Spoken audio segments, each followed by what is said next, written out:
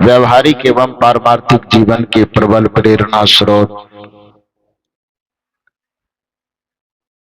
परमाराध्य परम पूज्य सदगुरुदेव जी छत्तीसगढ़ के पावन धरा पर स्थित धमतरी जिला के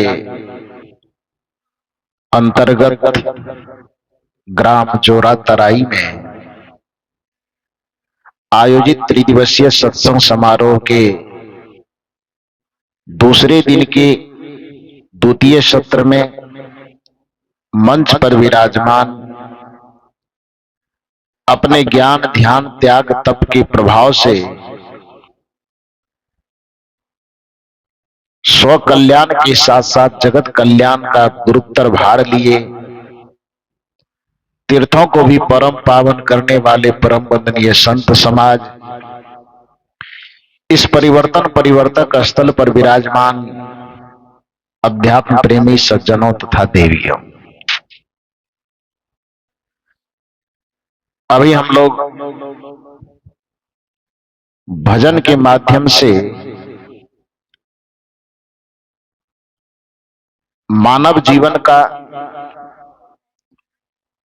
जो सर्वोत्कृष्ट पूजा हो सकता है उससे संबंधित भजन सुन रहे थे। आज तक हमने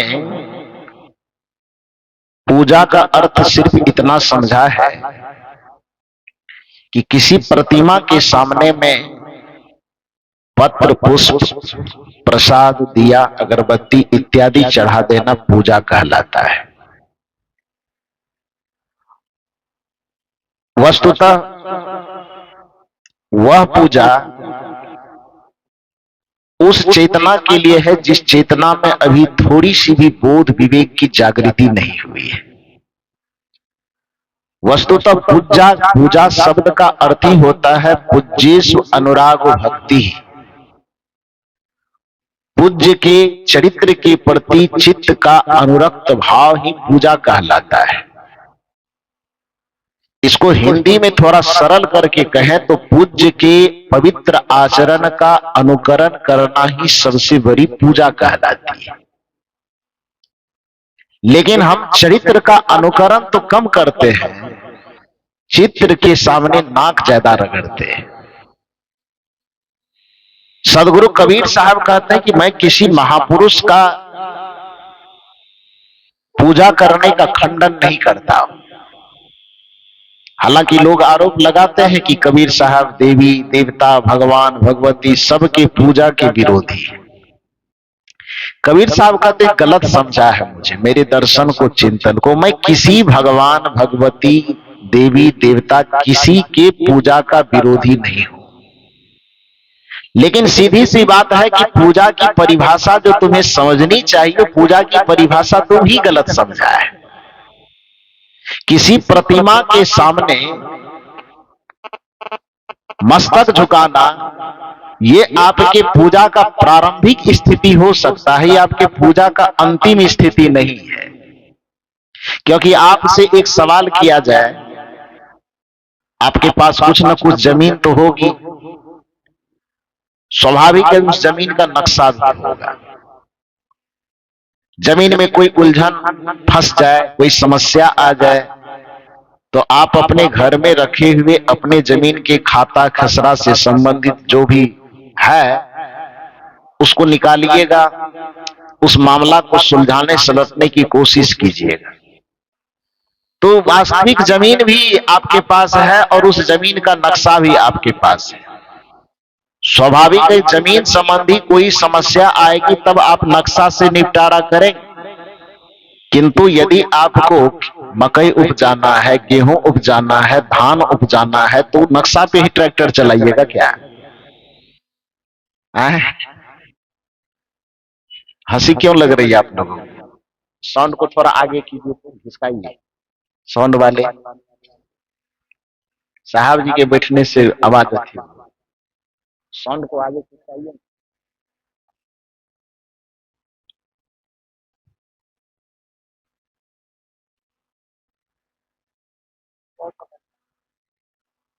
थोड़ा सा आगे करिए।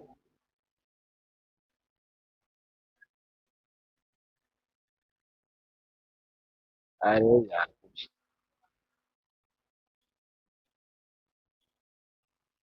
और आगे करो, और आगे। रहने, ठीक है। बोलिए सदगुरुदेव की। तो मैं निवेदन कर रहा था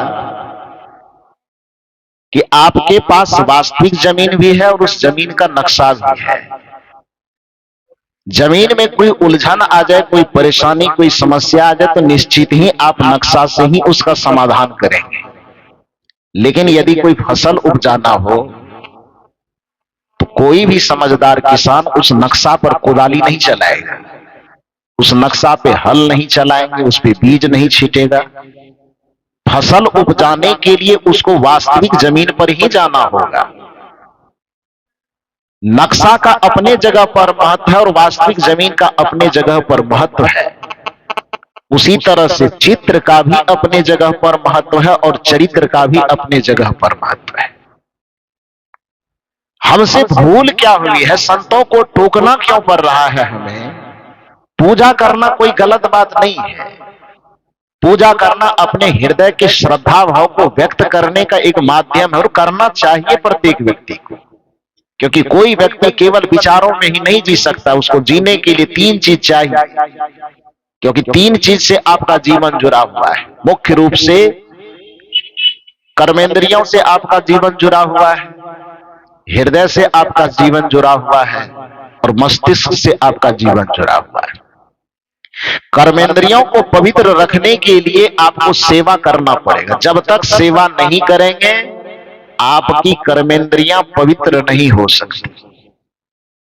जब तक आपके हृदय में अपने पूज्य पुरुषों के प्रति श्रद्धा नहीं होगी, आस्था नहीं होगी, तब तक आपका हृदय पवित्र नहीं हो सकता है। और जब तक आपके मस्तिष्क में संपूर्ण मानवता के प्रति, संपूर्ण प्राणी जगत के प्रति कल्याण की कामना की भावना नहीं जगेगी, तब तक आपका मस्तिष्क पवित्र नहीं हो सकता है। कर्मेंद्रियों को पवित्र करने के लिए सेवा की भावना हो, हृदय को पवित्र करने के लिए पूज्य जनों के प्रति, गुरुजनों के प्रति, आदर्श जनों के प्रति हमारे हृदय में श्रद्धा और आस्था भरा हुआ रहना चाहिए और मस्तिष्क में हमारे सद्विचार भरे रहने चाहिए। जब जब आपके मस्तिष्क में सद्विचारों का संग्रह होगा तब तक आपका मस्तिष्क एकदम पवित्र होता चला जाएगा। जब जब आपके हृदय में गुरुजनों के प्रति, संत जनों के प्रति, पूज्य जनों के प्रति, आदर्श जनों के प्रति श्रद्धा और आस्था पनपेगी, आपका हृदय पवित्र होता चला जाएगा।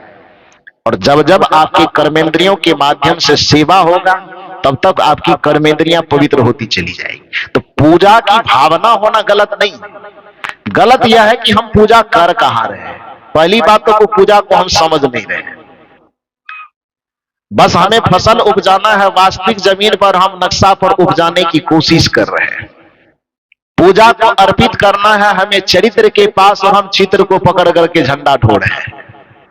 कबीर साहब की आपत्ति इस बात की है, श्री राम की पूजा करो, चित्र तो एक माध्यम है, उनके चित्र के माध्यम से राम जी के चरित्र तक पहुंचने की कोशिश करो।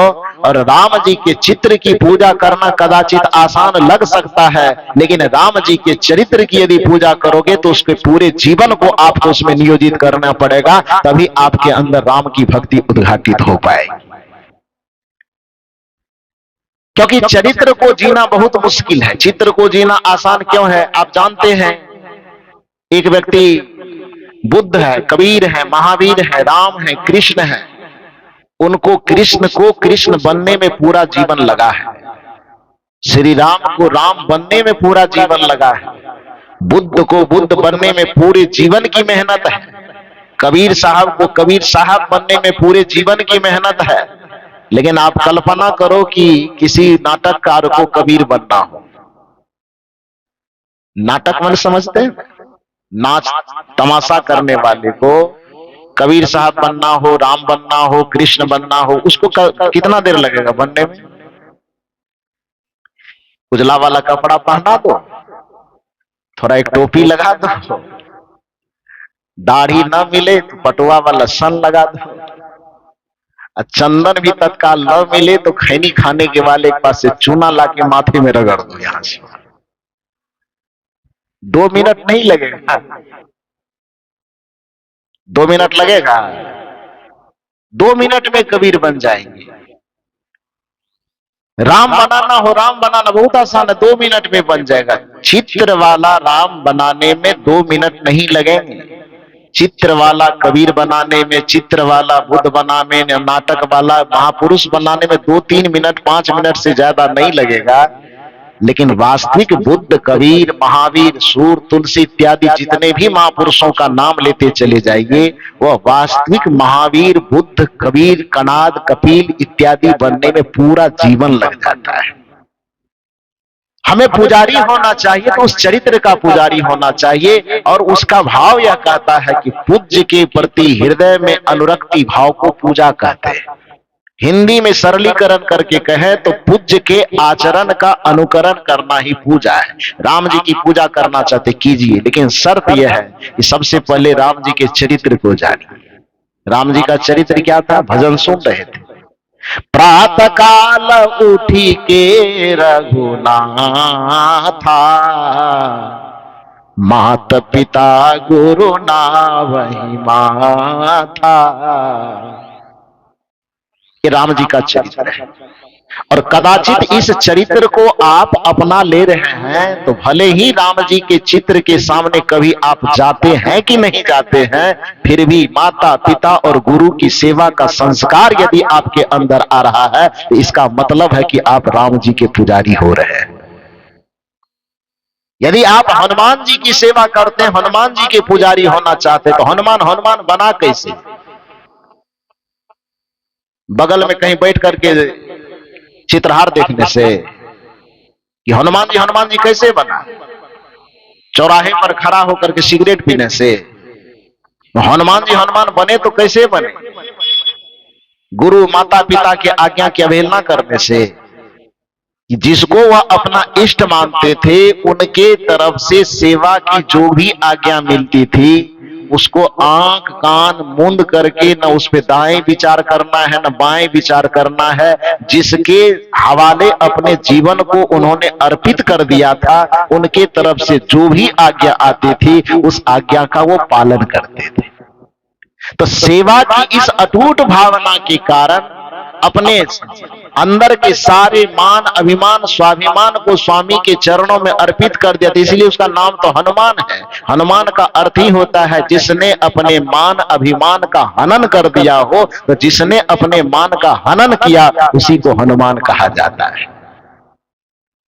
तो जो अपने अंदर के अभिमान का हनन करके, हनन माने खत्म करना, मिटा दे, अपने अंतःकरण के मान का अभिमान का हनन करके जो सेवा कार्य में जुट जाए वो हनुमान हो जाए। हनुमान जी वहां राम जी की आज्ञा का पालन करने में भी तनिक देर नहीं करते हैं, और यहां पर अपने घर में जो हनुमान का भक्त बनने का दावा करता अपने माता पिता की आज्ञा तक सुनना नहीं चाहते, वो कैसे पुजारी होंगे?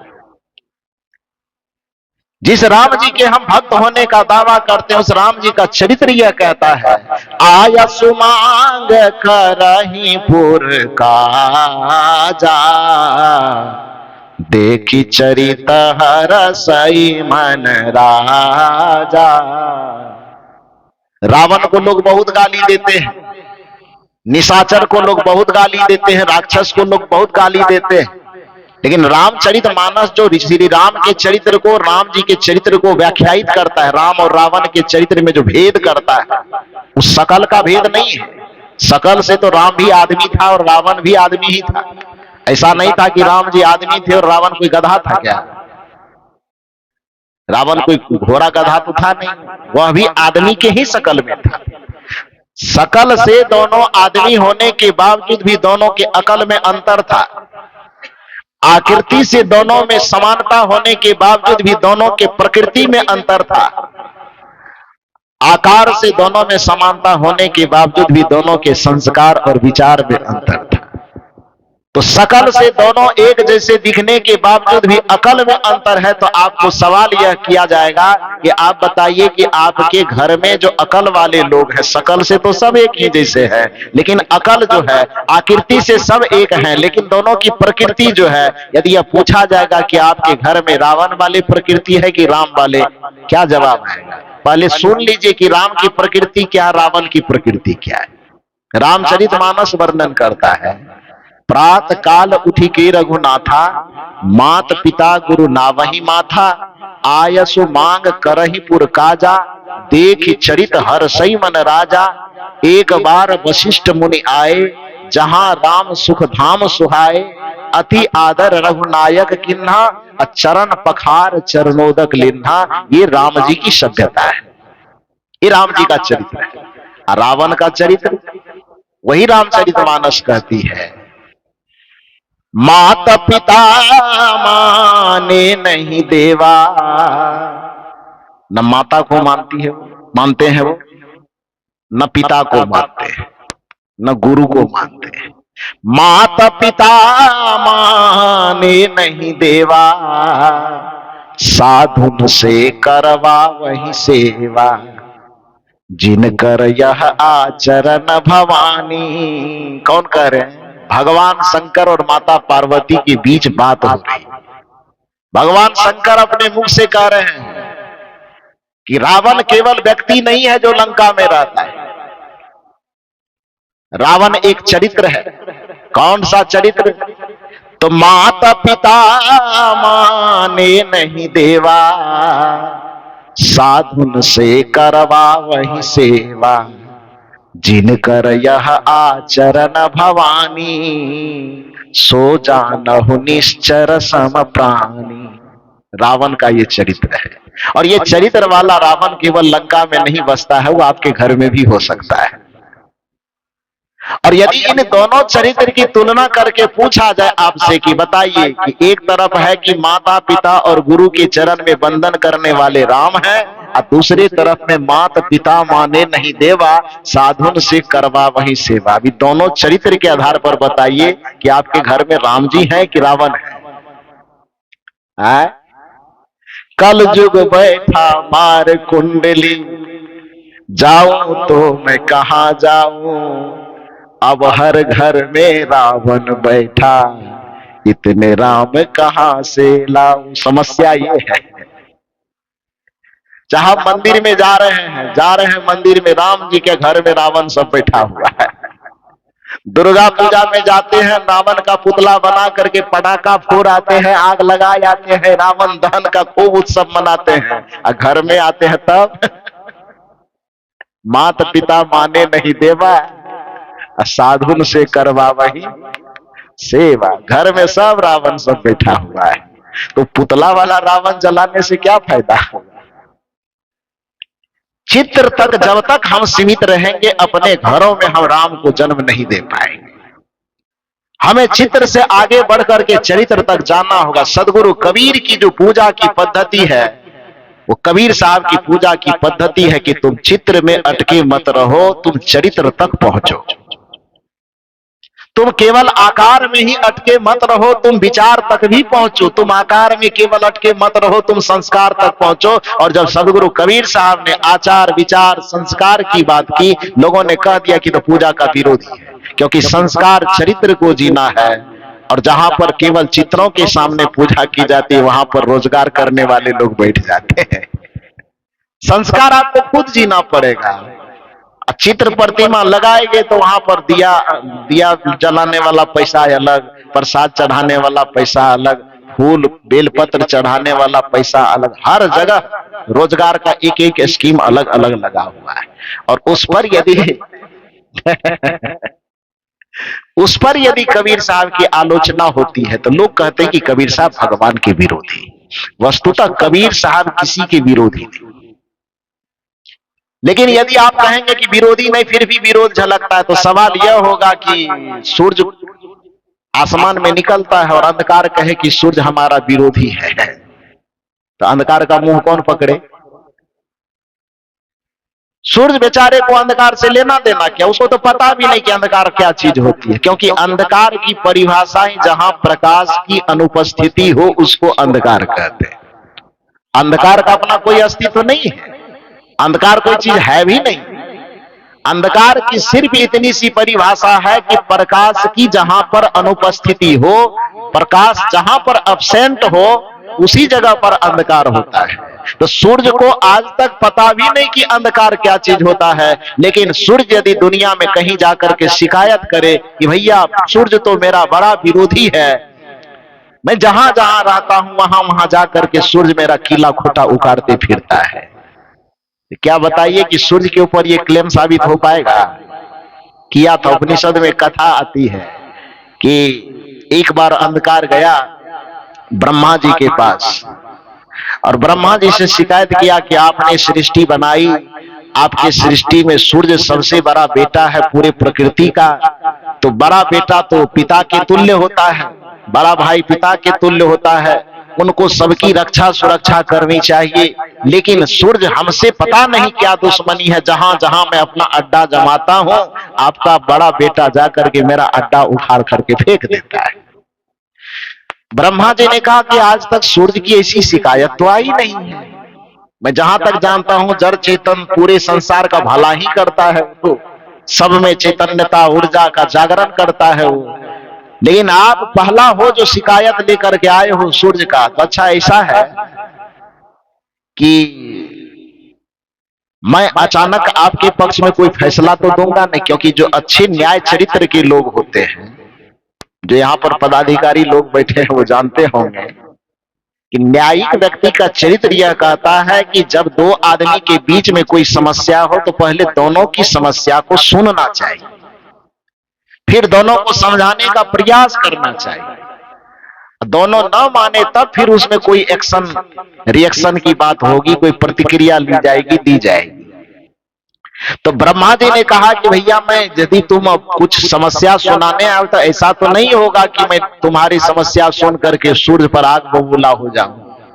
तो तुम्हारी समस्या सुन लिया, अब सूर्य के आने का समय जब होगा वो आएगा, उसके बाद मैं उससे चर्चा करूंगा, तुम्हारी शिकायत वहां पहुंचाऊंगा, फिर सूर्य की तरफ से क्या प्रतिक्रिया आती है उसके बाद तुम दोनों को बैठा करके समस्या का निराकरण कर दो। अंधकार ने कहा ठीक है। तो ब्रह्मा जी ने कहा आप अभी चले जाओ, सूर्य जब आएगा पहले उससे बातचीत कर लेंगे, उसके बाद तो अपना मोबाइल नंबर देते जाओ, आएगा तुमसे फोन करके तुमको बुला लूंगा। अंधकार ने कहा ठीक है। तो अंधकार तत्काल चला गया। सूर्य जब दूसरे दिन आया, ब्रह्मा जी ने कहा कि भैया तुम्हें कोई प्रॉब्लम है? सूर्य ने कहा नहीं। कहा आज तक तो मैं ये समझता था तू बड़ा उपकारी है, पूरे संसार का भला करता है, आज पहली बार एक शिकायत तुम्हारे खिलाफ पहुंची है। सूर्य ने कहा मेरे खिलाफ? किसने शिकायत किया? ब्रह्मा जी ने कहा उसका नाम है अंधकार। सूर्य कहते अंधकार कहां रहता है, कौन है वो, कैसा है? मैं तो अभी तक देखा नहीं, न कभी उनसे मिला हो, न उनके बारे में जानता हूं, कभी आमने सामने हुए भी नहीं है, फिर भी मैंने उसका क्या बिगाड़ दिया ये मेरे समझ में नहीं आता है। ब्रह्मा जी ने कहा नहीं, भयंकर शिकायत। उन्होंने कहा है कि आज तक प्रतिदिन 12 घंटा मेहनत करके जहां जहां मैं अपना किला साम्राज्य स्थापित करता हूं, 12 घंटे के बाद तुम आकर के उसका सब किला खुटा राजमहल उखाड़ करके फेंक देते हो। सूर्य ने कहा कि आज तक कभी आमना सामना हुए नहीं, उनके नाम तक को मैंने नहीं सुना है, तो उसके साथ मेरी क्या दुश्मनी है, मैं ऐसा करूंगा क्या? अच्छा पिताजी पता नहीं जाने अनजाने हो गया होगा, तो ऐसा कीजिए कि आप उनको बुला लीजिए, आप उनको बुला लीजिए, मैं बैठता हूं। उन्होंने कहा कि नहीं अभी तत्काल तो वो नहीं आएंगे, उन्होंने कहा है कि मैं कल आऊंगा, तो जब वो आएंगे तो उनको मैं बैठा के रखूंगा, तुमको बुला करके ले आ सकता हूं। उन्होंने कहा ठीक है। दूसरे दिन हुआ, फिर अंधेरा पहुंचा। ब्रह्मा जी से कहा कि सूर्य से बातचीत हुई थी क्या?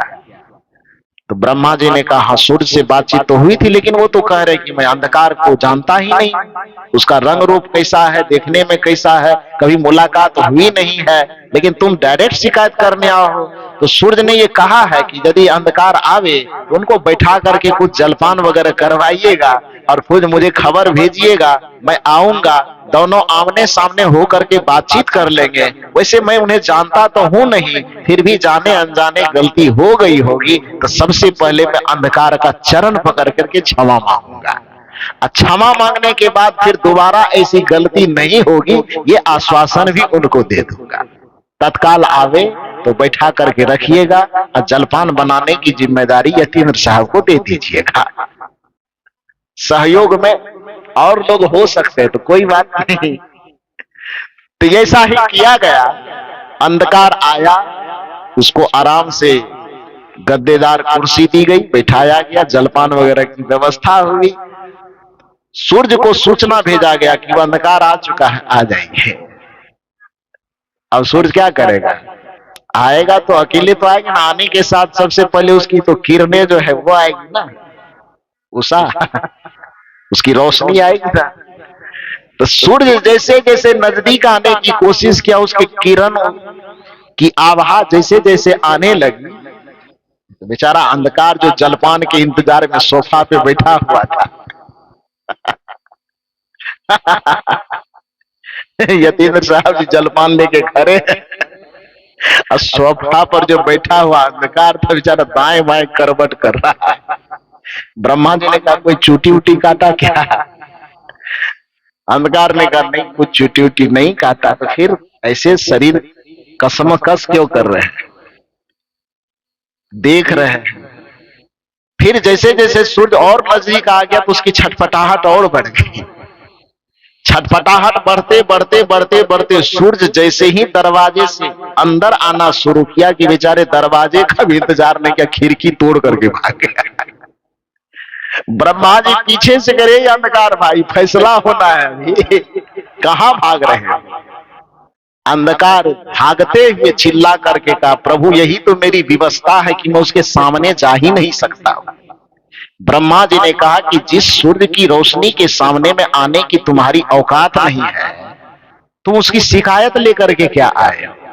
इसलिए गोस्वामी तुलसीदास जी ने बड़ा सुंदर उदाहरण दिया है कि जहां काम तहां राम नहीं, जहां राम नहीं काम, तुलसी का बहु की होत है, रवि रजनी एक ठाम।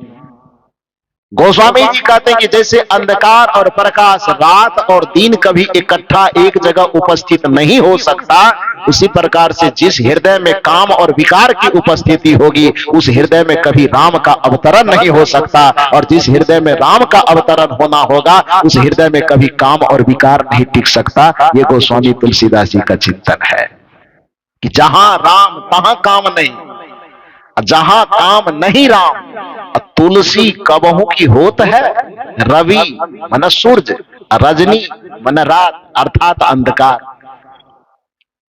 जहां राम तहां काम नहीं, जहां काम नहीं राम, तुलसी कबहू की होत है, रवि रजनी एक ठाम। क्या रवि और रजनी, अंधकार और प्रकाश कभी एक जगह इकट्ठा हो सकता है? नहीं हो सकता है। ब्रह्मा जी ने कहा कि भाई अंधकार, तुमको तो प्रकाश के सामने में, सूर्य के सामने में ठहरने की भी औकात नहीं, तो उसका शिकायत क्या लेकर के आ रहे हो? ठीक उसी प्रकार से कहने का यह अभिप्राय है कि जहां पर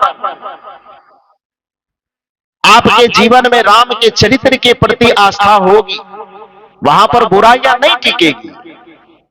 लेकिन हम करते क्या है कि चित्रों में अटके रहने के कारण चरित्र तक जब हमारी पहुंच नहीं होती है, तो चित्रों के माध्यम से हम वहां लंका दहन करके, रावण दहन करके भी आते हैं, फिर भी हमारे घरों में राम की उपस्थिति में होकर के रावण की ही उपस्थिति बची रह जाती है। कल जुग बैठा मार कुंडली, जाऊं तो मैं कहां जाऊं, अब हर घर में रावण बैठा, इतने राम कहां से लाऊं। सवाल यह है कि इतने राम कहां से लाऊं? कबीर साहब उसका उत्तर देते, राम आ सकते हैं, केवल भजन गाने से कि राम आएंगे आएंगे राम आएंगे, कभी नहीं आएंगे। राम आएंगे जरूर, लेकिन उसका फॉर्मूला चित्रों के सामने राग रगड़ने से नहीं आएंगे, लेकिन राम आएंगे यदि आप अपने आप को कौशल्या बना लो। राम आएंगे जब जब जो पिता बनने वाले हैं वो अपने आप को दशरथ बनाने की जिम्मेदारी अपने हाथ में ले ले। राम आएंगे यदि माता अपने आप को कौशल्या की भूमिका में प्रतिष्ठित कर ले, तो जिस माता की भूमिका कौशल्या जैसी हो जाएगी, जिस पिता की भूमिका दशरथ के जैसे हो जाएंगे, उसके कोख में राम जरूर आएंगे, इसमें कोई दो मत नहीं हो सकता है। यदि कृष्ण को आप अपने घरों में लाना चाहते हैं तो जिम्मेदारी आपकी है कि आप देवकी और वसुदेव की भूमिका में आ जाएं।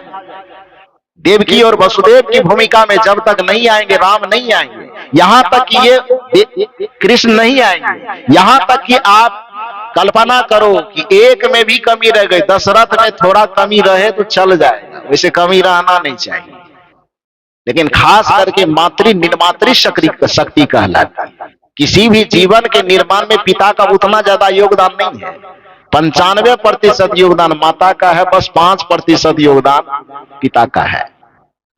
इसलिए माता निर्माता भवती कहा जाता है, माता को निर्मातृ शक्ति कहा जाता है। जीवन को निर्मित करने वाला सारा साचा ढांचा वो माता के ही पास है।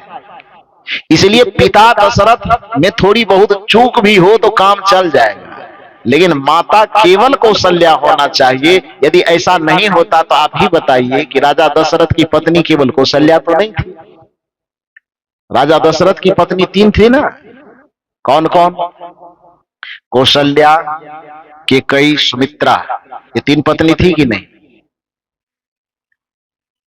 दशरथ का पुत्र राम जी को बनना था, लेकिन साथ साथ मां के रूप में कौन चाहिए उनको? कौशल्या। यदि केवल दशरथ जी के परिवार में, दशरथ जी के खानदान में ही राम जी को आना था और ये किसी भी मां से संभव था, पिता तो वही रह जाता। और कल्पना कीजिए कि दशरथ जी के माध्यम से कौशल्या के गर्भ से राम ना आकर के डायरेक्ट कैकेयी के गर्भ से राम जी आ जाते, कोई झंझट होता? मां केवल चेंज करना था, पिता तो वही रहता ऑलरेडी, राज भी वही रहता, पिता भी वही रहता। केवल दशरथ के माध्यम से कौशल्या के मार्ग से जो राम जी आए, बस केवल मां को चेंज करना था। पिता वही रहते, राज अयोध्या ही रहती, सब चीज वही रहते, वरदान भी पूरा हो जाता और राम जी राजा दशरथ के पुत्र रहते। लेकिन मां में चेंजिंग होता कि केवल उसको कौशल्या के माध्यम से न आकर के कैकेयी के माध्यम से आना था, तो वनवास वाली घटना घटती, सीता हरण होता, रावण से लड़ने की जरूरत पड़ती, फिर इतनी जो कथा कीर्तन हो रहा है ये सुनने की जरूरत ही नहीं पड़ती, नहीं पड़ती। एक चीज चेंज करने में, क्या? केवल मां के आने का जो मार्ग था वो मां के रास्ते को चेंज कर देता और कौशल्या के बदले वो कैकेयी के गर्भ से आ जाता। बस सारा झंझट यही खत्म, पूरी रामायण खत्म हो जाती। होती कि नहीं होती? लेकिन क्या ऐसा हो पाया? नहीं हो पाया। पिताजी दशरथ हैं, फिर भी राम आएंगे तो कैसे आएंगे? कैकेयी से नहीं आएंगे। राम आएंगे तो सुमित्रा से नहीं आएंगे। राम जब भी आएंगे तो कौशल्या से आएंगे। और कौशल्या का मतलब क्या होता है? कम से कम छत्तीसगढ़ वाले को तो बताना ही चाहिए, क्योंकि माता कौशल्या की जन्मभूमि ये छत्तीसगढ़ की धरा मानी जाती है। राम जी का ननिहाल माना जाता है और हम लोग भी कम नहीं है। छत्तीसगढ़ वाले यदि राम जी के ननिहाल वाले हैं तो बिहार वाले राम जी के ससुराल वाले हैं। सही बात है। तो कौशल्या जी की नगरी के होने के कारण आपको तो पता होना चाहिए कि कौशल्या का मतलब क्या होता है। कौशल्या केवल एक व्यक्तित्व का नाम नहीं है, बल्कि कौशल्या का मतलब होता है जो स्त्री अपने जीवन के प्रत्येक कार्य व्यवहार में कुशलता और दक्षता को हासिल कर लिया हो, उसी स्त्री को कौशल्या कहा जाता है। बात समझ में आई कि नहीं आई? जिसको एक अच्छी बेटी बनने की कुशलता हासिल हो चुकी हो, जिसको एक अच्छी बहन कैसे होनी चाहिए उसकी कुशलता जिसके चरित्र में झलकने लगा हो, जो एक अच्छी पत्नी कैसी होनी चाहिए उसकी कुशलता, एक अच्छी पत्नी की कुशलता जिसके व्यक्तित्व में झलक रहा हो, जो एक अच्छी मातृत्व की सत्ता हो सकती है, मातृत्व की कुशलता जिसके व्यक्तित्व में झलकने लगा हो। क्योंकि स्त्री के चार ही रूप होते हैं, बेटी, बहन, पत्नी और मां। ये चार रूप ही है ना, बेटी, बहन, पत्नी और मां। तो एक स्त्री के जीवन के जो ये चार हिस्से हैं, इन चारों हिस्सों को जिसे कुशलता पूर्वक जीने के लिए आ गया हो, भले ही उसका नाम कुछ और हो, भले ही उसका जन्म कहीं और हुआ हो, लेकिन इन चारों मार्गों में, चारों अध्यायों में जिनको कुशलता हासिल हो चुकी हो, उसको आप कौशल्या कह सकते हैं। और यदि ऐसा चरित्र बना करके आप जीवन जीते हैं तो आपके गर्भ में जरूर राम आएंगे और आपके घर में जरूर राम आएंगे। लेकिन यदि इस चरित्र को आप नहीं जी रहे, केवल मंदिर में जाकर के घंटा बजा करके कहते राम आएंगे आएंगे राम आएंगे, ये गारंटी पेपर पर लिख लो कि तुम्हारे यहां राम कभी नहीं आएंगे। सदगुरु कबीर का यही दर्शन है कि चित्र को जीने के बजाय चरित्र को जीना शुरू। मैं ये नहीं कहता हूं कि तुम राम के भक्त मत बनो, मैं ये भी नहीं कहता हूं कि कृष्ण के भक्त मत बनो, मैं ये भी नहीं कहता हूं कि जिसका भक्त आप बने हो उसका भक्ति छोड़ दो। मैं ये कहना चाहता हूं, ये सदगुरु कबीर का मंच आपको ये कहना चाहता है कि जिसके पुजारी बन करके तुम उसके चित्र में अटके हुए हो, उसी पूज्य पुरुष के तुम चरित्र तक पहुंच जाओ, तब तुम्हारी पूजा सार्थक होगी, तभी तुम्हारा धर्म सार्थक होगा। बात समझ में आ रही है कि नहीं आ रही? शंकर जी के मंदिर में जाते हैं, मंदिर में पूजा करके आते हैं, युवक लोगों को और कुछ नहीं दिखाई देता, गांजा धोकना शुरू कर देते हैं। क्यों धोक रहे हो भाई? अरे तो शंकर जी के प्रसाद है। अरे मंदिर गए तुमको केवल गांजा दिखाई दिया। शंकर जी गांजा कब पीते थे? गांजा ये तो जो गंजेड़ी लोग होंगे वो चढ़ा दिया होगा, लिख दिया होगा कि कबीर ये शंकर जी को गांजा चढ़ता होगा, लेकिन शिव पुराण पढ़ने पर कहीं तो गांजा का जिक्र नहीं, शिव जी के दर्शन को समझने पर कहीं गांजा का कहीं कोई जिक्र नहीं है। लेकिन उनके चाहने मानने वाले लोग हैं, वो पता नहीं कौन गांजा भांग धोथरा क्या क्या खिलाते पिलाते रहते हैं, तो वो लोग समझे। लेकिन मंदिर जाते भी, शंकर जी के मंदिर जाते तो आपको गांजा भांग धथुरा पर नजर नहीं जानी चाहिए। वहां जाकर के भी उनके चरित्र तक आपकी दृष्टि जा सकेगी। तो मंदिर जाकर के एक चीज यदि सीख लो तो आपके घर में ही काशी का अवतरण हो जाएगा। वह सीखना क्या है? आपको शंकर जी के चरित्र से सीखिए। जब शिव जी के मंदिर में जाते हैं, शिव जी का कितना बड़ा परिवार है, कितना बड़ा परिवार है? शंकर जी के 4 परिवार। कौन कौन? नाम बताइए आप लोग। 4 परिवार के सदस्य का नाम बताइए। शिव, पार्वती, कार्तिक, गणेश, ये 4 सदस्य है ना। चारों सदस्य की अपनी अपनी सवारी भी है। क्या क्या सवारी है चारों की? आए? सबसे पहले शंकर जी का सवारी बताइए, क्या है? नंदी, बैल। हाँ। और पार्वती जी की सवारी शेर, ठीक है। कार्तिक जी की सवारी मोर, मयूर, हाँ ठीक है ये भी। और गणेश जी की सवारी चूहा। 100 पीस में होगा, कभी चेक नहीं किया होगा। तब हमारे जिलाध्यक्ष की तरह यदि गणेश जी को रनिंग करना होता ना कहीं, और अपना वो निकालता, देखता कि भैया अपना सवारी निकलो, हमें लगता है गणेश जी को दिन पैर धर करके देख लेते उसके ऊपर में, अपना पैर उसके ऊपर धर के दे देते और दबा देते तो वो सवारी का चटनी बन जाता। लेकिन कभी प्रयोग नहीं किए होंगे, ऐसे 100 पीस में रखा होगा। शंकर जी उसको फुसला दिए होंगे, मतलब बहला दिए होंगे कि तुमको भी कोई गिफ्ट दिए। खैर जो भी हो, ये 4 सवारी। क्योंकि शंकर जी को अपना कोई घर 8 कोठली 12 कोठली का तो मकान था नहीं। शंकर जी बनाए भी थे एक बार, तो बेचारा ब्राह्मण उसको ठग लिया। लेकिन ये समझ में नहीं आता है लोगों को कि जो व्यक्ति पूजा और पाठ के नाम पर भगवान तक को ठग सकता है, वह आदमी आपको कैसे सही रास्ता बताएगा? ये समझ से परे लगता है। ठगा न शंकर भगवान को। कहानी मालूम है आप लोगों को कि नहीं मालूम है? मालूम है कि बताना पड़ेगा? बोलिए आप लोग। बताना पड़ेगा, तब तो 5 इकट्ठे बच जाएगा। फिर दूसरा चीज कैसे बताएंगे? आप जानते हैं कि शंकर जी योगी प्रकृति के आदमी हैं। योग साधना में, भजन में उनको मन लगता था। घर द्वार की चिंता नहीं थी। विवाह भी वो नहीं करना चाहते थे। वो तो सती जी या पार्वती जी आपने देखा हुआ कि कितनी तपस्या किए, तो तपस्या के बाद फिर शंकर जी तैयार हुए शादी करने के लिए, तो विवाह हो गई। लेकिन पहले शर्त कर लिए थे पार्वती जी से कि विवाह तो करेंगे, क्योंकि हम करना नहीं चाहते हैं, तुम जबरदस्ती कहती हो कि इन्हीं से शादी करना है। तो ठीक है, शादी कर लेंगे, लेकिन शर्त यह है कि मेरे ध्यान में, भजन में, साधना में बाधा मत डालना। तो पार्वती जी कहे ठीक है, वो मंजूर है। तो कुछ नहीं कहती थी, हमेशा एकदम योग मुद्रा में बैठे रहते थे। लेकिन आखिर विवाह हो गया, बच्चे हुए। बच्चे तो गर्भ से नहीं हुए, माता पार्वती के गर्भ से कार्तिक और गणपति दोनों में से कोई नहीं हुआ। तो खैर जो भी, उधर अभी फिलहाल मुझे नहीं जाना है, जहां जा रहे हैं वहां जाने दीजिए। तो मूल बात यह है कि जब बच्चे पास में आए, तो फिर एक दिन दुनिया की जितनी स्त्री हो सकती है,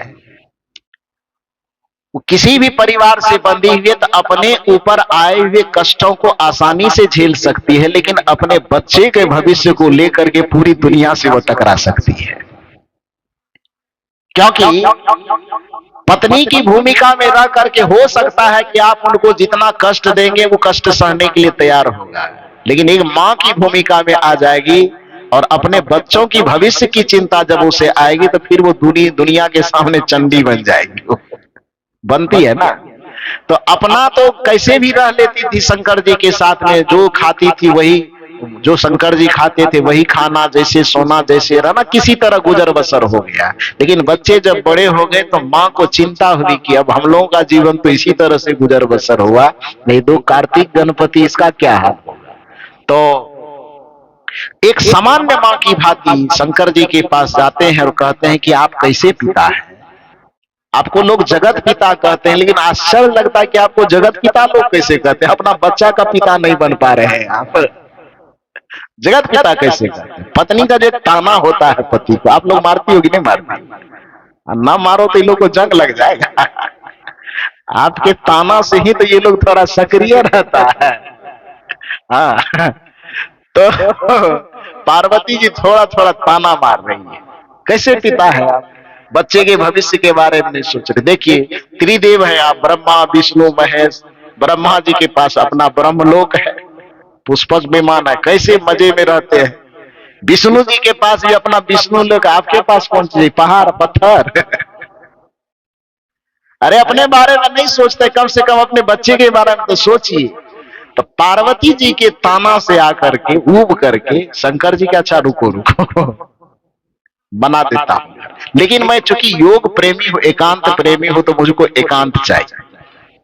वो एकांत के ख्याल से कि घर बनाना भी है तो एकांत में बनाना है, नहीं तो मंदिर बना बना के लोग सावन महीना लाठी पे लाठी खाता तो भी जाता है। तो कहे कि कोई ऐसा जगह घर बनाओ जहां से आने जाने का रूट क्लियर होगा, तो आदमी तो हमको वहां भी परेशान कर देगा। तो इसलिए उन्होंने कहा कि मैं योगी प्रकृति का हूं, साधक प्रकृति का हूं, इसलिए एकांत में बनाऊंगा। तो खोजा गया जमीन प्लॉटिंग के लिए, तो जमीन कहां मिली ना? श्रीलंका में। वो लंका वाला जिसको रावण की लंका कहते, वस्तु तो वो लंका किसकी थी? वो शंकर जी की लंका थी। तो शंकर जी वहां पर विश्वकर्मा जी को बुलाए, कहे कि देखो भैया, मेरी पत्नी का डिमांड है कि बढ़िया से घर बनना चाहिए, तो ऐसा घर बनाओ जहां ब्रह्मलोक विष्णु लोक सब फेल कर जाए। जगह मैं योगी हूं इसलिए एकांत जगह चाहते। एकांत चारों तरफ समुद्र से घिरा हुआ जगह है, नाव से भी आदमी आना चाहे तो नहीं आ सकता है। तो इसलिए उस टापू पर, श्रीलंका के टापू पर शंकर जी कहे कि मेरा घर बनाओ यहाँ पर। और विश्वकर्मा जी के द्वारा घर, ये मैं देखा नहीं हूं, उस जमाने में हम थे नहीं, जो कहानी लिखी हुई है पंडितों ने ही लिखी है, उसके आधार पे मैं बता रहा हूं। तो कहे मेरा घर वहां बनाओ। विश्वकर्मा जी बड़ी मेहनत के साथ श्रीलंका यानी सोने की लंका जो थी वह शंकर जी अपने लिए ही बनवाया। और बनाने के बाद उसके बाद जो रावण के जो पिता थे विश्वश्रवा मुनि, तो कहे कि इस समय का सबसे बड़ा पंडित जी कौन है पूजा करवाने वाला। तो पता चला कि रावण के जो पिताजी है विश्वश्रवा मुनि, उसी से पूजा करवाया जाना चाहिए। परिणाम क्या हुआ, उसको बुलाया गया पूजा के लिए। बेचारा पूजा भी कर रहा है और घर को देख रहा है। बड़ा सोने जैसा चमचमाता घर पहली बार देखा। कबीर साहब इसीलिए पंडितों की आलोचना करते हैं। काम करवा रहा है पूजा का, लेकिन उसका मन कहां है? लोभ में फंसा हुआ है, लालच में फंसा हुआ है। जिस समय पूजा करने वाले पुजारी का मन भक्ति में रमा हुआ होना चाहिए, उसमें भी शोषण की नीति उसके मन में चल रही है। पूजा कर रहा है, इधर हाथ चल रहा है स्वाहा स्वाहा, मुंह बोल रहा है स्वाहा स्वाहा, और मन नाच रहा है।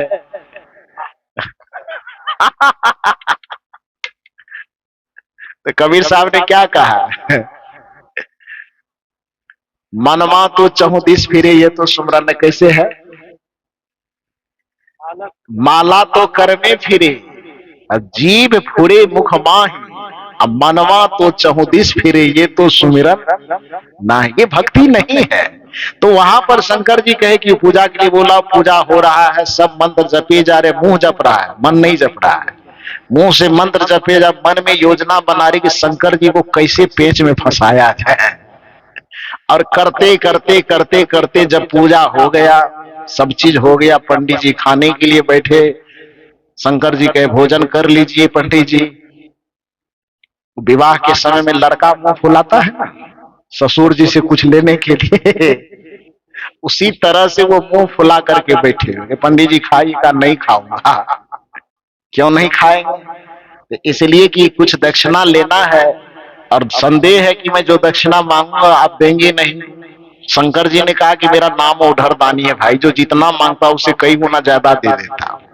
आपको मेरे ऊपर संदेह है? संदेह शंकर जी के मन में नहीं था, संदेह तो दूसरा पार्टी को था।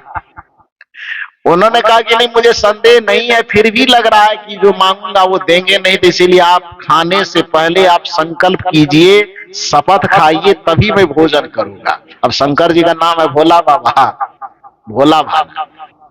तो उसने सोचा कि अब क्या मांगेगा भाई, दक्षिणा ही तो कुछ मांगेगा, 1000 के बदले 5000 मांगेगा, और क्या मांगेगा। ऐसा सोच करके उन्होंने कहा अच्छा ठीक है खाइए, जो मांगिएगा वो देंगे। लेकिन वो जान रहा था कि नहीं मिलेगा, इसलिए कहे नहीं, खाने से पहले आप संकल्प पूर्वक शपथ खाइए, तब मैं आपका भोजन ग्रहण करूंगा। शंकर जी से संकल्प करवाया गया, और उस संकल्प करने के बाद भोजन ग्रहण किया। अब भोजन ग्रहण करने के बाद कहा कि दक्षिणा में जिस घर का पूजा करने आए हैं पूरा प्लॉट हम ही को दे दीजिए, पूरा घर दे दीजिए हमको। जिसको कहने, पत्नी के कहने पर, पार्वती जी के कहने पर शंकर जी घर बनाने के लिए तैयार हुए थे, उस घर में जिस रोज पूजा किए, अभी घर में एको दिन जाकर के करवट नहीं लिए थे, और वह घर ले लिया गया किनके द्वारा? पंडित जी के द्वारा। अब इतना समझने पर, इतनी कहानियां कहने पर भी यदि आप कुछ नहीं समझोगे तो फिर तो आप समझो। कहत कबीर, बिहार में कहावत है कि कहत कबीर हम कहबे न करब, नहीं मानबो तो हम की करब। इसको छत्तीसगढ़ी में क्या कहिएगा आप? मैंने इसका अभाव हुआ कि कहना में कबीर साहब कहते हैं हम तो कहेंगे ही, नहीं मानेंगे तो हम क्या करेंगे। तो बिहार में लोग एक कई कहावत कहते हैं, कहत कबीर हम कहबे न करब, नहीं मानब तो हम की करब। इसको आप छत्तीसगढ़ी में कहेंगे, कैसे कहेंगे साहब जी बोलिए? यही कहेंगे, थोड़ा इसका दूसरा रूप कहेंगे, ऐसा ही कहेंगे लगभग। हाँ तब तो ठीक है। हाँ, अच्छा, वहां की लगा, यहाँ का लगा। अब हमको भी यहाँ का व्याकरण थोड़ा पढ़ना पड़ेगा। नहीं पढ़ेंगे तो काम नहीं चलेगा। इस बार तो लगभग 45 दिन का प्रवास छत्तीसगढ़ में मेरा रहा, जिसमें लगभग 32-33 दिन गुजर गया, 10-12 दिन और बचा है। लेकिन साहब जी, इस बार के कार्यक्रम में मेरे कान में वरदान दिए कि इस बार 15 कार्यक्रम लेके आए थे, अगले बार 30 कार्यक्रम होगा। और कार्यक्रम की सिलसिला ऐसी मेरे हाथ तक आई कि सचमुच में 2027 के लिए अब तक 30 कार्यक्रम आ चुका है। आज भी यहां पर मैं बैठा हुआ तो आज भी मेरे पास 2 कार्यक्रम का एप्लीकेशन पहुंचा है। एक डोमा कोई गांव है, डोमा गांव है, एक ठो और कोई सज्जन वहां बैठे हुए हैं, वो लोग लेकर के आए। तो इस तरह से कार्यक्रम का सिलसिला बढ़ रहा है। 45 दिन से डायरेक्ट 90 दिन का प्रमोशन हो गया है। तो बिना छत्तीसगढ़ का व्याकरण सीखे काम कैसे चलेगा। तो खैर, कहने का ये मतलब है कि मैं ये कहना चाहता हूं कि केवल कर्मकांडों की पूजा में जो अड़चने लगे हुए लोग हैं, जिनके माध्यम से पूजा करके आप सुख शांति पाना चाहते हैं, भैया मेरे, वो पूजा करवाने वाले आपके हमारे भगवान तक को भी उन्होंने नहीं छोड़ा है शोषण करने के लिए। उनको भी घर गिरी प्रवेश करने के दिन ही घर उनसे जुदा कर छीन लिया गया, छल करके संकल्प करवा करके उनका घर उनसे ले लिया गया। तो जब भगवान का शोषण हो सकता है तो आप शोषण से बच जाओगे। इसीलिए कबीर साहब को मानना पड़ेगा। तो खैर, अब वो तो बात अलग हो गई। मैं कह रहा था ये आपको कि भगवान शंकर के पास तो चूंकि घर नहीं है, घर बनाया भी तो बेचारे का ले लिया गया, तो घर नहीं है, पहाड़ों के कंदराओं में रहना होता है। परिवार के सदस्य 4, चारों सदस्यों की 4 सवारी। सवारी कोई लोहा लक्कड़ वाला है नहीं कि कहीं पर लगा दिए रोड पे भी काम चल जाए। सब प्राण वाला प्राणी है। बैल, बाघ, चूहा, मयूर, और उसमें शंकर जी का एक और प्राणी माला वाला, क्या है? नाग सांप, है ना। तो 5 प्राणी हो गया उधर और 4 हो गए इधर, 9 है। 2 ठो गुफा था। एक गुफा के अंदर माता पिता पुत्र जो भी थे सब बच्चे एक ही गुफा में सोते थे, और दूसरा गुफा जो था उस गुफा के अंदर ये 5 प्राणी। कौन कौन? बाघ, बैल, चूहा, मयूर और सांप, ये 5 प्राणी को रख दिया गया था। अब आपसे सवाल किया जाएगा कि ये 5 प्राणी जो हैं, जो मानव नहीं मानवेतर प्राणी है, बाघ भी, बैल भी, सांप भी, चूहा भी और मयूर भी, ये 5 प्राणी प्रकृति से एक दूसरे के दुश्मन हैं कि एक दूसरे के दोस्त हैं? दुश्मन है ना। बाघ और बैल में तो दोस्ती नहीं हो सकती, वो तो एक दूसरे का दुश्मन, वो खाएगा वो एक दूसरे को। बैल तो नहीं खाएगा लेकिन बाघ उसको मार के खाएगा। सांप और चूहा प्रकृति से दोस्त है कि दुश्मन? दुश्मन है ना। सांप और मयूर आपस में दोस्त है कि दुश्मन? माने 5 में किसी न किसी से बैर है, प्रकृति से, नेचर से ही वो एक दूसरे के दुश्मन है। लेकिन आप कल्पना करो कि शिव के चरित्र में कितनी सुगंधी रही होगी, शिव के चरित्र में कितनी महिमा रही होगी, शिव जी के परिवार में कितना आपस में प्रेम होगा, कितने करुणा का प्रवाह होगा कि उससे आदमी की सीखने की बात तो छोड़ो, उनके पास में रहने वाला जो पशु पक्षी, कृमि कीड़े मकोड़े जो कहिए, सांप को कीड़े मकोड़े के अंतर्गत ही आप गिन लीजिए। तो ये जो मानवेतर प्राणी है, मानव के ऊपर प्रभाव की बात छोड़ो, शंकर जी के चरित्र में, उनके परिवार के चरित्र में कितनी समरसता होगी, कितनी करुणा होगी, कितना प्रेम होगा कि उसके प्रेम के प्रभाव को देख करके उनके सामने में मानवीय बुद्धि से रहित रहने वाला मानवेतर प्राणी पर भी ऐसा असर पड़ा कि जो प्रकृति से एक दूसरे के दुश्मन और विरोधी हैं, उस पर भी प्रेम का कैसा प्रभाव पड़ रहा है कि वह भी आपस में प्रेम से एक ही कमरे में बंद करके रहते हैं। न सांप चूहा को खाता है, न ये मयूर सांप को कुछ कह रहा है, न बाघ बैल को कुछ कह रहा है, सब आराम से एक दूसरे से घुल मिल करके रह रहे हैं। तो सोचो, जिस शंकर जी के चरित्र में इतनी सुगंधी है, इतनी खुशबू है, कि उनके पास में रहने वाला पशु पक्षी जानवर भी उनके प्रेम के छींटे से प्रभावित होता है, उनके प्रेम के प्रभाव से प्रभावित होता है। लेकिन आप और हम हजारों बार शंकर जी के मंदिर में जाते हैं, केवल जल बेलपत्र चढ़ा करके आते हैं, उनसे जो लेना चाहिए वह हम लेते नहीं, वहां से केवल गांजा भांग देख करके आ जाते हैं। अब उससे हमें लेना चाहिए था प्रेम, उससे लेना चाहिए था करुणा, उनसे लेना चाहिए था दया, उनसे लेना चाहिए आपसी सौहार्द, लेकिन वहां हम वहां तक पहुंच नहीं पाते, क्योंकि हमारी दृष्टि केवल चित्रों तक अटकी रह जाती, हम चरित्र तक पहुंच नहीं पाते। और चरित्र तक नहीं पहुंच पाते तो जिस शंकर जी से हमें पारिवारिक प्रेम सीखना चाहिए था, जिस शंकर जी से हमें करुणा दया और सहनशीलता सीखनी चाहिए थी, वहां जाके सीखना चाहिए था कि बाघ बैल आपस में कैसे रहते हैं, वहां जाके सीखना चाहिए था कि सांप मयूर आपस में कैसे रहते हैं, वहां जाके हमें सीखना चाहिए था कि सांप और चूहा आपस में कैसे रहते हैं। हम वहां वह न सीख करके अब सोचो कि शंकर जी के घर में सांप और चूहा भी प्रेम से रह लेते हैं, और हम शिव के पुजारी होकर के घर में सास बहू में नोका झोंकी करते हैं। क्या हमारे सास और बहू का रिलेशन वो सांप और चूहा से भी गया गुजरा हो गया? क्या हमारे परिवार में जो देवरानी जेठानी है उसका जीवन वो बाघ और बैल से भी गया बीता है?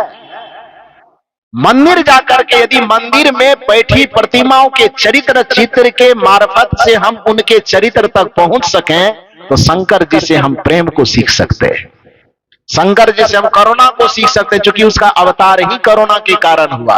कर्पूर गौरम, आगे बोल दीजिए आप, करुणा अवतार। तो करुणा का मतलब क्या होता है? डंडा से लाठा पिटा। तब करुणा का मतलब प्रेम का उत्कृष्ट रूप को करुणा कहा जाता है। जिस शंकर का अवतरण ही करुणा को लेकर के हुआ है, उस शंकर जी के हम भक्त बन करके भी यदि अपने परिवार में फूटे हुए हैं, भाई भाई से दूरी है, पति पत्नी से दूरी है, देवरानी जेठानी से दूरी है, ननद भाभी से दूरी है, तो आप सोच करके जरा बताइए कि हम शंकर जी के पुजारी हैं क्या? कबीर साहब कहते हैं कि आपको मैं शंकर जी के पुजारी होने से नहीं रोकता हूं, लेकिन हाँ ये जरूर कहूंगा कि तुम शंकर जी के चित्रों तक ही अपने दिमाग को अटका करके मत रखना, शंकर जी के चरित्र तक भी अपने दिमाग को पहुंचने देना। क्योंकि सच्चे पूजा का अर्थ केवल चित्रों के सामने दिया अगरबत्ती पान प्रसाद चढ़ाना नहीं है, बल्कि कबीर साहब की दृष्टि में पूजा का अर्थ है पूज्य के आचरण का अनुकरण करना। सदगुरु कबीर साहब की दृष्टि में है पूज्येश्वर अनुराग भक्ति, पूज्य के आदर्श के प्रति अपने हृदय में अनुराग के भाव को पूजा कहते हैं। तो जब आप जिसको आदर्श मानते हैं, कबीर साहब को आदर्श मानते हैं, तो केवल कबीर की मूर्ति के सामने दिया मत दिखाइए, बल्कि कबीर साहब के आदर्श को जीने की कोशिश कीजिए। और यही संकल्प सदगुरु कबीर साहब ने आपको दोहराया था कि जो तू चाहे मुझको छाड़ सकल की आस। ये नहीं कहा था कि मेरे मूर्ति के सामने अगरबत्ती हिलाना, हिलाते हैं मैं मना नहीं कर रहा, वो आपकी प्रारंभिक भक्ति है, प्रारंभिक संस्कार है, वो करते हैं आप कीजिए। लेकिन मैं ये कहना चाहता हूं कि आखिर में आपको उससे आगे बढ़ना चाहिए, और कहां आगे बढ़ना चाहिए ये कबीर साहब ने ही समझाया है। जो तू चाहे मुझको छाड़ सकल की आस, अब मुझे ही ऐसा होए रहो। मुझ ऐसा होने के लिए चरित्र को न समझना होगा, तब न उसके जैसा बनेंगे। मुझे ही ऐसा होए रहो, सब सुख तेरे पास। कबीर साहब कहते हैं कि केवल मेरे चित्रों तक सीमित रह गए, तो जैसे पंडितों ने पूजा को बना दिया, वैसे भी तुम मेरी भी पूजा को बना दोगे। ठीक है, मेरी प्रतिमा मेरे स्मरण के लिए जरूर रखना, मेरा चित्र मेरे स्मरण के लिए जरूर रखना, लेकिन यदि पूजा करना हो, मेरा भक्त बनना हो, तो चित्रों के माध्यम से मेरे चरित्र तक पहुंचना और उस चरित्र को अपने आचरण में उतार लेना, इसी का नाम सच्चा पूजा है। राम जी के देश में हमें राम जी की पूजा को लागू करना चाहिए। मैं भी इस बात का समर्थक हूं। यदि इस देश को हम राम जी का देश कहते हैं, तो राम जी के चरित्र का ये देश बनना चाहिए, केवल राम जी के मंदिर और राम जी के चित्र का देश नहीं बनना चाहिए। और राम जी के चरित्र का देश यह कब बनेगा? जब लागू होगा कि प्रातः काल उठ के रघुनाथा, मात पिता गुरु ना वही माता। जो लोग कहते हैं कि कबीरपंथी लोग राम के मानने वाले नहीं, राम के विरोधी है, उनको मैं दावे के साथ कहता हूं तुम राम के चरित्र चित्र के पुजारी हो और हम कबीर साहब को मानने वाले राम जी के चरित्र के पुजारी है। बस इतना ही अंतर तुम में और हम में है। राम को तुम भी मानते हो, राम को हम भी मानते हैं, लेकिन अंतर इतना है कि तुम केवल चित्र से मानते हो और हम राम जी को चरित्र से मानते हैं। बस यही अंतर है तुम में और हम में। भगवान को तुम चित्र से मानते हो, भगवान को हम चरित्र से मानते हैं। भगवान को, ईश्वर को, परमात्मा को केवल तूने चित्रों तक सीमित रखा है, लेकिन सदगुरु कबीर के दर्शन में यह समझाया गया है कि भगवान को मानने का तरीका चरित्र को मानना है, और चरित्र को जो माने वो भगवान का कम बड़ा पुजारी नहीं होता है, बल्कि चित्र को मानने वाले पुजारी से चरित्र को पूजा करने वाला बड़ा पुजारी होता है ना। तो इसलिए जो लोग ये आरोप लगाते हैं कि कबीरपंथी लोग भगवान देवी देवता नहीं मानता है, बेचारे वो उसको पता नहीं है कि पूजा क्या है, भगवान कौन है, इस बात की समझ नहीं है, इसलिए कबीर साहब पर आरोप लगाते हैं। मैंने कहा कि कबीर साहब किसी का विरोधी नहीं, जैसे सूर्य किसी अंधकार का विरोधी नहीं, बेचारा अंधकार को पहचानता भी नहीं सूर्य, ठीक उसी प्रकार से कबीर साहब का चिंतन, कबीर साहब का आदर्श, कबीर साहब का दर्शन किसी का विरोधी नहीं है, लेकिन सामने में जो नकारात्मक विचार लेके खड़े हैं, सामने में जो पाखंड का पर्दा लेकर के खड़ा है, सामने में जो आडंबर का अंधकार लेकर के खड़ा है, कबीर साहब उस आडंबर के अंधकार को चीरने के लिए ज्ञान का सूरज लेकर के अवतरित हुए। तो जैसे सूरज को पता भी न चले और अंधकार समझ ले कि ये मेरा दुश्मन है, वो अंधकार की मर्जी, उसी तरह से कबीर साहब को किसी से कोई नफरत नहीं, कोई घृणा नहीं, कोई विरोध नहीं, कोई ईर्ष्या नहीं, कोई द्वेष नहीं, केवल कबीर साहब का दर्शन एक चमकता हुआ सूरज है, और उस सूरज के सामने में जितने आडंबर, अंधविश्वास, पाखंड का अंधकार आएगा, उसको अपने आप कुर्सी छोड़ करके, खिड़की तोड़ करके भागना पड़ेगा। इसमें कबीर साहब का कोई लेना देना नहीं है। आप सब लोग इतना देर तक बैठ करके मेरी बात को सुन लिए, पता चला कि कितना समय हुआ? नहीं हुआ, नहीं पता चला।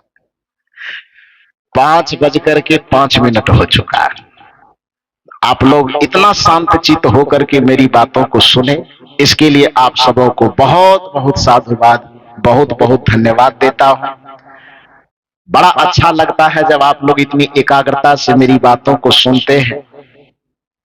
ये सदगुरु कबीर साहब की कृपा है, संत जनों का आशीर्वाद है कि मेरे विचार में कुछ तो आप लोगों को लगता होगा, तभी तो आप लोग यहाँ इकट्ठा होते हैं। वैसे मैं क्या बोलता हूं ये मुझे भी समझ में नहीं आता, लेकिन जब आप लोग इतना बढ़िया से सुनते हैं तो मुझे लगता है कि मेरे बोलने में चाहे जितनी भी खटास रहती हो, लेकिन आप लोगों का कान बड़ा सुंदर है। खराब चीज को भी आपका कान सुंदर बना करके सुनने का आदी है। इसके लिए मेरे मुंह को नमस्कार मिले कि न मिले, आपके कान को जरूर नमस्कार मिलना चाहिए। तो विचारों की कड़ी को यहीं पर विराम दे देता हूं और एक छोटा सा भजन हाँ सुना देता हूं, लेकिन भजन तो हम अपना वाला नहीं गाएंगे, सामूहिक वाला गाएंगे। जो कल सुनाए हैं वही सुनना पड़ेगा आपको।